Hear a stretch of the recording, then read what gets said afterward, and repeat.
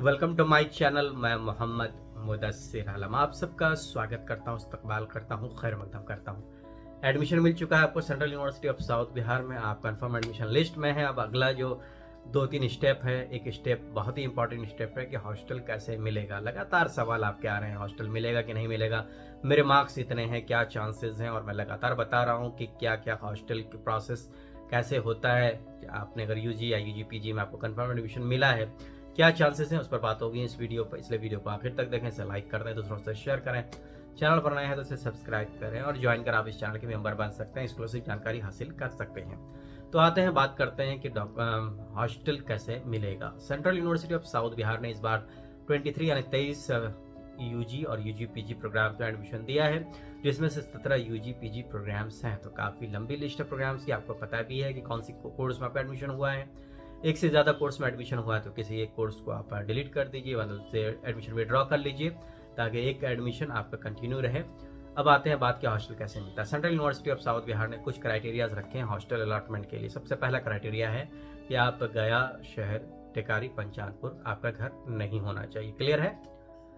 यहाँ यानी गया शहर के बीच में जितने भी जगह आती है, धर्मशाला हो या फिर डेल्हा हो या फिर कुजापी हो, केवाली हो, जमुने हो, यहाँ के स्टूडेंट्स को हॉस्टल नहीं मिलता है। वहीं पंचानपुर जाएंगे आप, उधर आगे फतेहपुर बढ़ेंगे या फिर टेकारी तक अगर आपका घर है तो आपको हॉस्टल नहीं मिलेगा। क्लियर हो गया हॉस्टल के रिगार्डिंग। अब आते हैं बात के हॉस्टल के दूसरा क्राइटेरिया क्या है। तो डिस्टेंस हो गया। दूसरा क्राइटेरिया है कि आपका जो मेरिट लिस्ट बनी है, एडमिशन लिस्ट बनी है, उसमें क्या पोजीशन है। अगर आप नंबर 1 पे हैं तो वेल एंड गुड, आपको 100% हॉस्टल मिल जाएगा। कैटेगरी वाइज हॉस्टल मिलती है। अगर आप यूआर में नंबर 1 में है तो आपको हॉस्टल मिल जाएगा, ओबीसी में नंबर 1 पे है तो आपको मिल जाएगा, ईडब्ल्यूएस में नंबर 1 पे है तो मिल जाएगा, एससी एसटी या जिस कैटेगरी में भी हैं आपको हॉस्टल मिल जाएगा। क्लियर है? लेकिन आप अगर दूसरे, तीसरे, चौथे नंबर पे हैं तो दिखना पड़ता है यूनिवर्सिटी को कितने एडमिशन्स हुए हैं, कितने सीट्स हैं। सीट्स के अकॉर्डिंग उसी तरह से 2, 3, 4 हर कैटेगरी में स्टूडेंट्स को हॉस्टल दिया जाता है। लिमिटेड ऑप्शन हैं हॉस्टल के, जैसा कि मैंने आपको लाइव सेशंस में ये बताया है कि गर्ल्स के लिए 2 हॉस्टल है जिसकी टोटल इनटेक कैपेसिटी है 800 बेड, उससे थोड़ा सा ज़्यादा है। वो शेयर्ड रूम है, ये 3-4 बेड के रूम्स हैं इसमें। वहीं अगर बात करें बॉयज़ हॉस्टल की तो 600 बेड्स हैं, शेयर्ड है, एक रूम में 2 सीट्स हैं। क्लियर है? तो यही है। और यूनिवर्सिटी में एट ए टाइम अभी करीब करीब 4000 बच्चों का इनरोलमेंट है। तो यूनिवर्सिटी भी एक लिमिट तक ही हॉस्टल दे सकती है। तो इसलिए हॉस्टल मिलेगा या नहीं मिलेगा डिपेंड करता है कितनी वैकेंसी है। करना क्या है आपको, जैसे ही हॉस्टल अलॉटमेंट के लिए फर्दर नोटिस आई, आपको अप्लाई करने के लिए कहा जाएगा। आमतौर पे गूगल डॉक्यूमेंट के थ्रू कहा जाता है, जिसकी लिंक आज शाम तक या कल सुबह तक आ जाएगी। जैसे आएगी मैं वीडियो बना के आपको बता दूंगा। तो उस लिंक के थ्रू आपको अप्लाई करना है, सारे डिटेल्स फिल करने हैं। फिल करने का भी 3 से 4 दिन का टाइम दिया जाता है। और उसके बाद यूनिवर्सिटी 2 से 3 दिन बाद हॉस्टल अलॉटमेंट लिस्ट जारी करती है। और मुझे लगता है इस पूरे प्रोसेस में 1 हफ्ते का टाइम लग जाता है। हॉस्टल अलॉटमेंट लिस्ट में अगर आपका नाम होगा तो आपको 16,000 रुपये देना होगा। 16,000 में से 10,000 रुपये आपके एक सेमेस्टर का हॉस्टल फी है, बाकी 6,000 रुपये रिफंडेबल है। हॉस्टल सिक्योरिटी डिपॉजिट और मेस सिक्योरिटी डिपॉजिट, ये 2 कंपोनेंट है जो आपको हॉस्टल छोड़ने पर वापस हो जाएंगे। तो इस हिसाब से हॉस्टल के पर बेड का पर मंथ का चार्ज हो गया 1,500 रुपये। और जो खाने का खर्चा आता है मेस का, वो करीब करीब 3,500 रुपये, 3,500।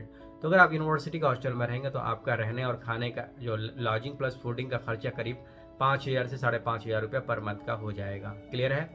इसके अलावा तो सेमेस्टर फ़ी और जो है वो तो देना ही है आपको। तो मुझे लगता है जो लोग हॉस्टल को लेकर काफ़ी डाउट्स में थे, मिलेगा नहीं मिलेगा, अब इस वीडियो को देखने के बाद काफ़ी हद तक आपको आइडिया मिल चुका होगा कि हॉस्टल किस तरह से मिलती है।